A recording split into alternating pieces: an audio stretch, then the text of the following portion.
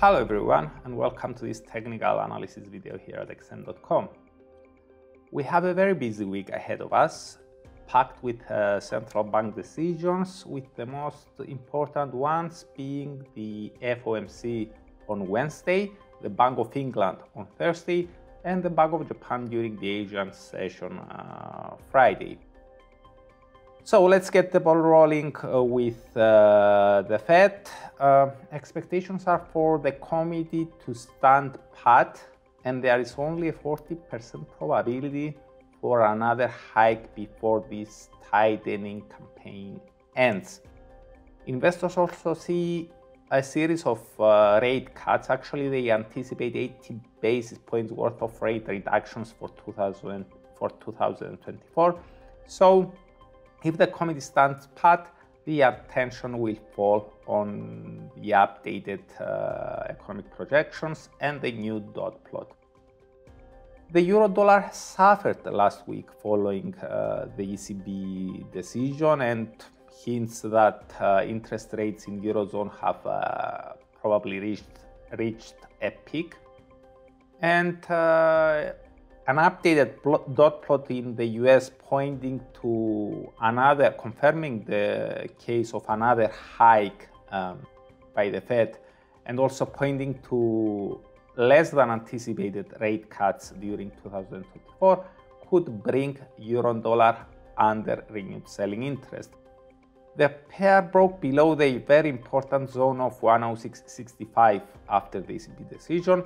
It rebounded somewhat thereafter, and a hawkish Fed could result in another slide below that zone. Clearing that zone, in my opinion, will probably signal a trend reversal, will confirm a trend reversal, a medium-term trend reversal, and perhaps initially target the lows of February and March at around 105.30.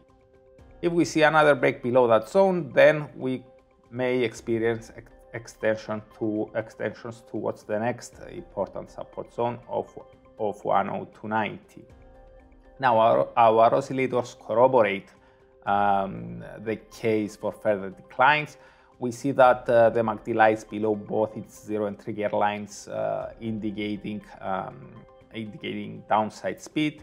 The RSI is below 50, also suggesting negative momentum, but it rebounded somewhat from near its 30 line, which means that heading into the FOMC decision, the pair could extend its rebound a while longer and perhaps slide at the time of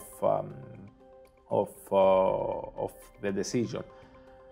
Now, for the outlook to become positive again, I believe that a break above 110.70 may be needed. This very important resistance zone, which could open the path towards the 112 territory marked by the high of July 19th. Now, let's pass the ball to the Bank of England and the GBPUSD pair. Their expectations are for the Bank of England to raise interest rates by 25 basis points. However, with the economic indicators pointing to a slowdown, to a weakening economy, and inflation staying very high, the Bank of England may be in a dilemma to raise rates to tame inflation or to continue with a more cautious approach to safeguard its economy. This, in my opinion, will place attention to the voting if we do get a 25 basis points hike. And if the voting suggests that the decision was a close call, this will convince investors that the Bank of England is also approaching the end of this tightening cycle and could push cable below the 126 zone. We have a very important support zone here between 126 and excuse me, 123 and 123.60, not the, this is not the 126 zone. If we do get a break below that zone, then we will have a reversal here as well, and the bears may feel confident to target the 120 territory, which offered support back during this period. Again, similarly to euro dollar, this was in February and March. On the upside, the outlook could become brighter if we do see a break above 128, a territory that provided resistance recently in August and also back in June. If we do see the break above that zone, then we may see a first test at the peak of July 27th at 129.95, the break of which could carry extensions towards the highest point since April 2022 that was hit on July 14th, and it is at 131.47. Last but not least, we have the Bank of Japan and dollar yen. The Bank of Japan acted in July, adjusting its yield curve control policy, and so expectations are for the bank to stand pat now as officials evaluate the effects of their prior decisions.